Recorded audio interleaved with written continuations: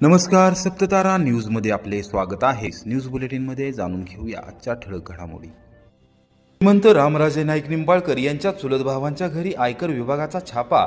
फलटणमध्ये तणावपूर्ण वातावरण। सातारा जिल्ह्यासह महाराष्ट्राच्या राजकीय वर्तुळातून सर्वात मोठी बातमी समोर आली आहे। विधान परिषदेचे माजी सभापती श्रीमंत रामराजे नाईक निंबाळकर यांचे चुलत बंधू आणि जिल्हा परिषदेचे माजी उपाध्यक्ष श्रीमंत संजीवराजे नाईक निंबाळकर आणि फलटण बाजार समितीचे सभापती श्रीमंत रघुनाथराजे नाईक निंबाळकर यांच्या घरावर बुधवारी सकाळी 6 वाजता आयकर विभागाने छापा टाकला। या छापेमारीमुळे फलटणमध्ये तणावपूर्ण वातावरण असून कार्यकर्त्यांनी मोठ्या प्रमाणावर गर्दी केली आहे। आयकर विभागाचे पथक श्रीमंत संजीवराजे निंबाळकर यांच्या सरोज विला या बंगल्यावर दाखल झाले असून अधिकाऱ्यांकडून श्रीमंत संजीवराजे नाईक निंबाळकर यांची चौकशी सुरू आहे। श्रीमंत संजीवराजे नाईक यांच्यासह श्रीमंत रघुनाथराजे नाईक निंबाळकर यांच्या घरावरही छापा पडला आहे। हे दोघेही रामराजे यांचे चुलत बंधू आहेत।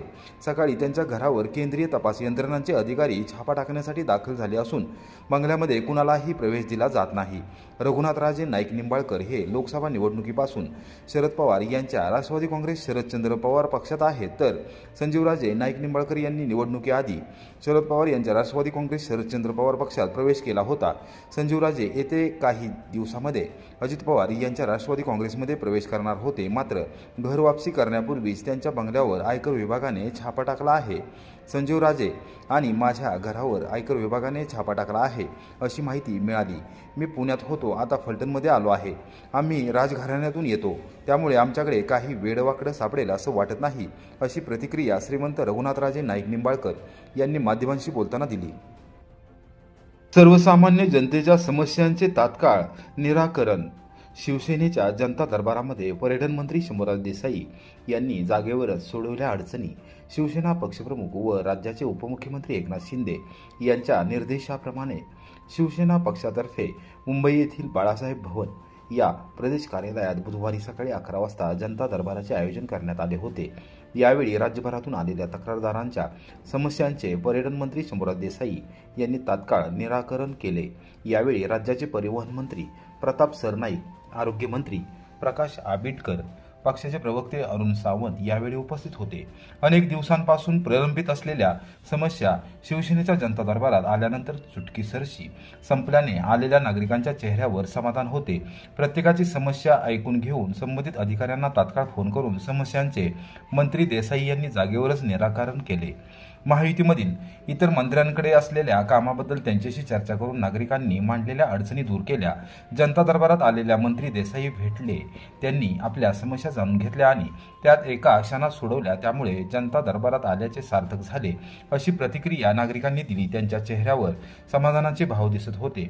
राज्याच्या किंवा स्थानिक पातळीवर यांच्या समस्यांचे निराकरण होत नाही, शासकीय अधिकारी ऐकून घेत नाही, अशा समस्या सोडवण्यासाठी उपमुख्यमंत्री एकनाथ शिंदे यांनी जनता दरबार सुरू करण्याची संकल्पना मांडली। या जनता दरबारातून सर्वसामान्यांच्या अडचणी दूर करण्याच्या सूचना त्यांनी शिवसेनेच्या मंत्र्यांना दिल्या आहेत। आठवड्याच्या प्रत्येक बुधवारी हा जनता दरबार आयोजित केला जाणार आहे। हा अतिशय अभिनव उपक्रम असल्याची चर्चा सर्वसामान्यांमध्ये होती। चित्रपट अभिनेता राहुल सोलापूरकर यांच्या विरोधात गुन्हा दाखल करा। भाजप सांस्कृतिक आघाडी आणि उदयनराजे भोसले मित्रसमूहाची मागणी। सातारा शहर पोलीस ठाण्यात निवेदन सादर। युगपुरुष छत्रपती शिवाजी महाराज यांच्याबद्दल चित्रपट अभिनेता राहुल सोलापूरकर यांनी केलेल्या वक्तव्याचा साताऱ्यात खासदार श्रीमंत छत्रपती उदयनराजे भोसले मित्रसमूह आणि भारतीय जनता पार्टी सांस्कृतिक आघाडीच्या वतीने निषेध करण्यात आला आहे। पोलिसांनी याविषयी तात्काळ गुन्हा दाखल करावा अशी मागणी करण्यात आली आहे। सांस्कृतिक आघाडीचे प्रदेश उपाध्यक्ष पंकज चव्हाण यांच्या नेतृत्वाखाली शिष्टमंडळाने बुधवारी सायंकाळी 5 वाजता सातारा शहर पोलीस ठाण्यात जाऊन वरिष्ठ पोलीस निरीक्षकांना निवेदन सादर केले व राहुल सोलापूरकर यांच्या विरोधात गुन्हा दाखल करण्याची मागणी केली। राहुल सोलापूरकर यांच्या वक्तव्याने उभा महाराष्ट्र पेटून उठला आहे। अशा प्रवृत्तीमुळे जातीय आणि धार्मिक ताणतणाव निर्माण होण्याची शक्यता निर्माण झाली आहे। त्यामुळे पोलिसांनी जनतेच्या संतापाचा उद्रेक होण्यापूर्वीच तातडीने कारवाई करावी अशी मागणी चव्हाण यांनी केली आहे। महाराष्ट्रामध्ये अशा अनाजीपंथीच्या अवलादी निर्माण होत आहेत आणि अशा अवलादींना जिथल्या तिथं खेचलं गेलं पाहिजे। आज हा राहुल सोलापूरकर म्हणून जो कलाकार आहे तो कलाकार म्हणायचा पण लायकीचा नाहीये। त्या माणसाने आज छत्रपती शिवाजी महाराजांची जी अवहेलना केलेली आहे अशा या प्रवृत्तीला राज्यभरातून जिथल्या तिथे जाऊन खेचलं पाहिजे. आज छत्रपती खासदार श्रीमंत छत्रपती उदयनराजे भोसले यांनी जे वक्तव्य केलं की ह्या असल्या अवलादांना गोळ्या घातल्या पाहिजेत. खरं महाराजांचे वक्तव्य खरंच खूप महत्वाचं आहे की खरंच या अवलादींना गोळ्या घालूनच मारलं गेलं पाहिजे. कारण की आज कोणी पण उठून छत्रपती शिवाजी महाराजांवर जर बोलत असेल त्यांची लायकी नसताना पण तर ही एक शोकांतिका आहे महाराष्ट्राची. आणि आमची सर्वांना महाराष्ट्राचे मुख्यमंत्री उपमुख्यमंत्री या सगळ्यांना एक नम्रतेची विनंती आहे की असल्या अवलादांना देशद्रोहाचा गुन्हा दाखल करून लवकरात लवकर अटक करावी. आज भारतीय जनता पार्टी सांस्कृतिक आघाडीच्या वतीनं आम्ही ही निवेदन दिलेलं आहे. तसंच छत्रपती खासदार उदयनराजे भोसले मित्र समूहाच्या वतीने देखील एक निवेदन देण्यात आलेले साताऱ्यात आणि हा गुन्हा लवकरात लवकर त्यांनी दाखल करावा यासाठी आम्ही आज सातारा सिटी पोलीस स्टेशनला येऊन निवेदन दिलेलं आहे.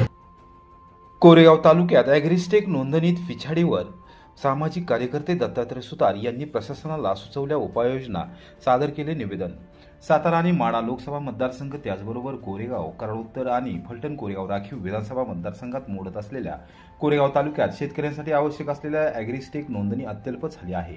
प्रशासकीय पातळीवरील उदासीनता त्यासाठी कारणीभूत ठरली असून याविषयी मी प्रशासनाला उपाययोजना सुचवत असून त्याची तात्काळ उपाययोजना करावी अशी अपेक्षा सामाजिक आणि माहिती अधिकार कार्यकर्ता दत्तात्रय सुतार यांनी व्यक्त करत प्रशासनाला निवेदन सादर केले आहे. कोरेगाव तालुक्यात ॲग्रिस्टेक कार्ड काढण्यासाठी शेतकऱ्यांना मार्गदर्शन करण्यासाठी प्रत्येक गावात ग्राम महसूल अधिकारी, कोतवाल व कृषी सहाय्यक यांना तैनात करावे आणि त्यांच्यावर नियंत्रण ठेवण्यासाठी सहाय्यक महसूल अधिकारी आणि महसूल मंडल अधिकारी यांची गावनिहाय नियंत्रण अधिकारी म्हणून तसेच नायब तहसीलदार म्हणून नोडल अधिकारी नियुक्ती करावी जेणेकरून शेतकऱ्यांना मार्च अखेरीस विविध योजनांचा लाभ घेता येईल अशी अपेक्षा सुतार यांनी व्यक्त केली आहे. बुधवारी सकाळी 11:30 वाजता सुतार यांनी महसूल नायब तहसीलदार उदयसिंग कदम यांना निवेदन सादर केले आहे. मी दत्तात्रय सुतार सामाजिक कार्यकर्ता. मी आज नायब तहसीलदार श्री उदयसिंग कदम यांना निवेदन दिले आहे की ॲग्रिस्टेक कार्ड काढण्यासाठी शेतकऱ्यांना मार्गदर्शन करण्यासाठी प्रत्येक गावात ग्राम महसूल अधिकारी, कोतवाल, कृषी सहाय्यक यांना तैनात करण्याबाबतचं आणि त्यांच्यावर नियंत्रण ठेवण्याबाबत मी नोडल अधिकारी म्हणून तहसीलदार यांना निवेदन सादर केलेले आहे. आज ॲग्रिगेटेड आयडी एक प्रकारचे जमिनीचे आधार कार्ड असून शेतकऱ्यांसाठी अत्यंत महत्त्वाचे आहे. त्यामुळे कार्ड तयार करणे सोपे असले तरी मुख्य सर्व प्रॉब्लेम आहे निदर्शनास आणून देत आहे. आणि कोरेगाव तालुक्यातील 137 गावांमध्ये ज्या प्रमाणाचे प्रभावीपणे काम व्हावे यासाठी गावनिहाय ग्राम महसूल अधिकारी, कोतवाल व कृषी सहाय्यक यांची नियुक्ती करावी व आवश्यक त्या कागदोपत्री नियुक्ती न करता त्यांना नेमून दिलेल्या मुख्यालयाच्या ठिकाणी काम करणे अपेक्षित आहे. कोरेगाव तालुक्यात सद्यस्थितीतील दुपारी 2 वाजल्यानंतर ग्राम महसूल अधिकारी व मंडल अधिकारी हे कोणतेही काम नसले तरी कोरेगावच्या मध्यवर्ती प्रशासकीय इमारत परिसरात वावरत असल्याचे आढळून आले आहे. ते मुख्यालयाच्या ठिकाणी काम न करता कोरेगावात थांबून कागदोपत्री कामकाज करत आहेत. केवळ आपले सेवा केंद्र, माही सेवा केंद्र अथवा CSC सेंटर येथे लॉगिंग होणाऱ्या प्रकरणाची माहिती घेऊन दररोज आकडे वरिष्ठ कार्यालयाला पाठवण्याची सोय ग्राम महसूल अधिकाऱ्यांनी केली असल्याचे निदर्शनास आले. यापैकी कनेरखेड वेलंग, शिरबे वेलंग तसेच सायगाव, दामनेर अशा अनेक गावात 0% काम झाले आहे. हे अत्यंत चुकीचे व अयोग्य आहे. त्यामुळे कोरेगाव तालुक्यातील काम मागे पडण्याची शक्यता निर्माण झाली आहे आणि ती दिसून येत आहे. म्हणून ग्राम महसूल अधिकारी यांनी नेमून दिलेल्या मुख्यालयाच्या ठिकाणी थांबून शेतकऱ्यांना मार्गदर्शन करून याबाबतीत काम करण्याची आवश्यकता आहे. त्यांना सहकार्य करण्यासाठी कोतवाल व कृषी सहाय्यक यांना अधिकृतपणे नेमले जावे अशी मागणी मी करत आहे. तरी या निवेदनाची दखल घेऊन तात्काळ कारवाई होणे गरजेचे आहे. याबाबत मी तहसीलदार यांना निवेदन दिले.